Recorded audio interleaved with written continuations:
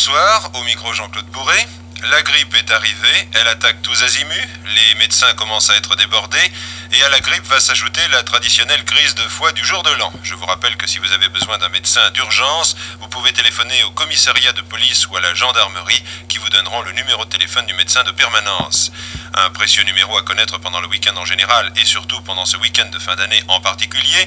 Pour Paris et la toute proche banlieue, notez également les numéros de téléphone de SOS Médecins, le 707 77 77 et le 336 03 86. SOS Médecin à qui je viens de téléphoner m'a confirmé qu'il y avait énormément de grippe et que les médecins ne savaient plus où donner de l'antibiotique pour faire face. La France n'est pas le seul pays touché par la grippe. Le redout qui a caressé l'Europe ces derniers jours a poussé par la même occasion le virus dans la plupart des villes. Au Vatican, le pape Paul VI lui-même n'a pas échappé à l'offensive. Rome, Philippe Rochaud. L'état de santé du pape Paul VI n'a rien d'alarmant. Le souverain pontife est simplement atteint par cette épidémie de grippe qui sévit depuis plusieurs semaines en Italie. Mais ce qui inquiète son entourage, c'est que le pape ne pourra peut-être pas célébrer la messe du 1er janvier parmi les infirmes d'un institut de Rome. C'est une cérémonie importante puisque, à l'occasion de la journée de la paix, le pape devait prononcer un sermon très attendu en plus de ses vœux du Nouvel An. Les milliers d'observateurs qui guettent les prises de position du souverain pontife à l'occasion de cette nouvelle année risquent donc d'être fortement déçus. Quel temps fera-t-il pour votre réveillon de la Saint-Sylvestre? Je ne doute pas que pour vous, c'est la question essentielle de ces prochaines 24 heures. Pierre Debrange a posé la question à votre place à un spécialiste de la météo nationale. Actuellement, on va avoir une vague de froid. Enfin, une vague de froid, c'est peut-être un gros mot, mais une période froide avec des gelées atteignant moins 10 degrés sur le nord-est et le centre. Alors, ces gelées vont s'étendre demain soir au cours de l'année prochaine, jusqu'à l'Aquitaine, jusqu'aux régions méditerranéennes. La région côtière est exclue, bien entendu, avec quand même du soleil dans la journée.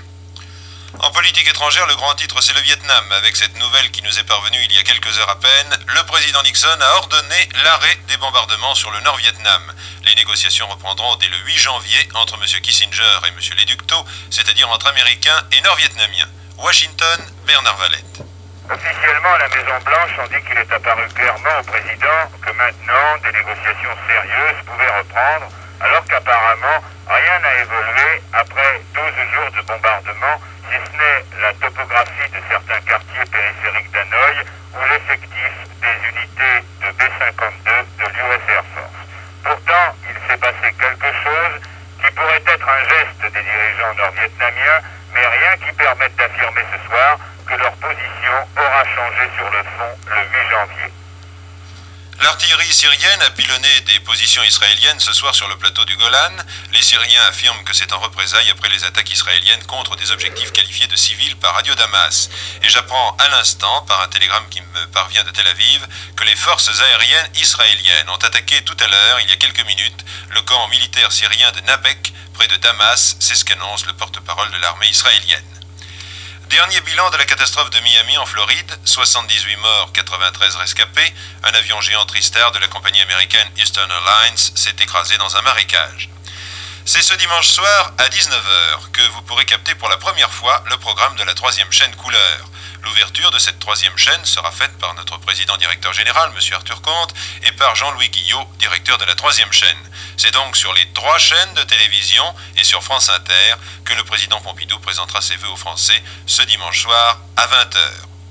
Si vous voulez commencer l'année millionnaire, pourquoi ne pas tenter une nouvelle fois votre chance au tiercé en faisant confiance à un de nos spécialistes, André Théron. Alors André, en qui faut-il croire pour ce tiercé de dimanche? Il faut croire à la forme actuelle de Beauchanez F qui sera une base logique.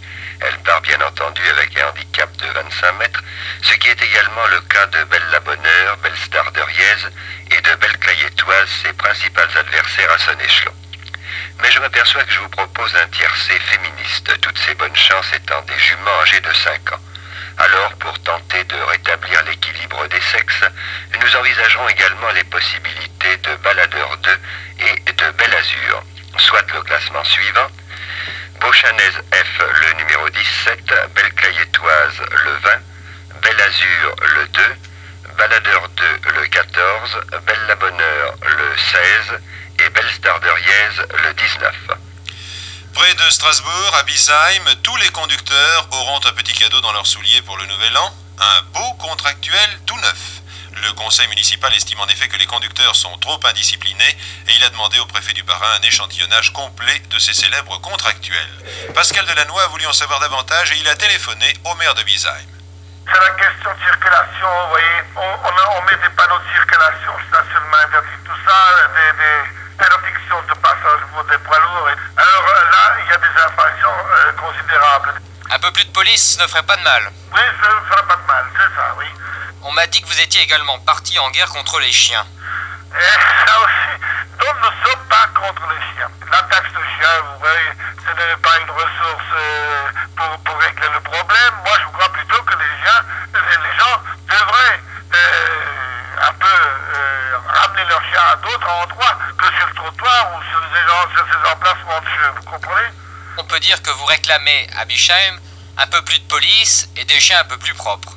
Voilà, c'est ça. Il vaut mieux ça. Eh bien, pour mettre un point final à ce dernier journal de minuit de l'année 72, je vous propose toujours de sourire en écoutant cette fois l'humour noir de Pierre Doris. Pierre Doris, au cours de cette année 72, a été confronté avec un certain nombre de situations tragiques au départ, mais qui sont devenues comiques. Il a expliqué lesquelles à Pierre Debrange. À la Toussaint, je suis descendu sur la tombe de parents, je partais sur la tombe de mes parents avec 2 pots de chrysanthème. Et j'ai croisé ma concierge. Elle m'a dit, vous allez sur la tombe de vos parents, monsieur Doris. Vous en avez de belles fleurs, il y en a qui ont de la chance.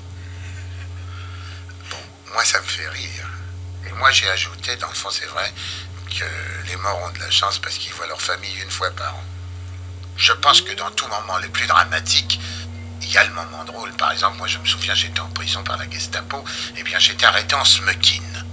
Déjà, d'être 5 mois en cellule à la Gestapo en smoking, je trouve ça marrant, dans l'absolu. J'étais arrêté à la sortie du cabas où je travaillais, à Bruxelles. Bon, je me suis trouvé donc en cellule. Au milieu de la journée, on allait porter nos seaux hygiéniques, vous savez, on faisait la tour dans la cour, et il y avait un couvent de moines qui avait été arrêté parce qu'ils avaient planqué des parachutistes.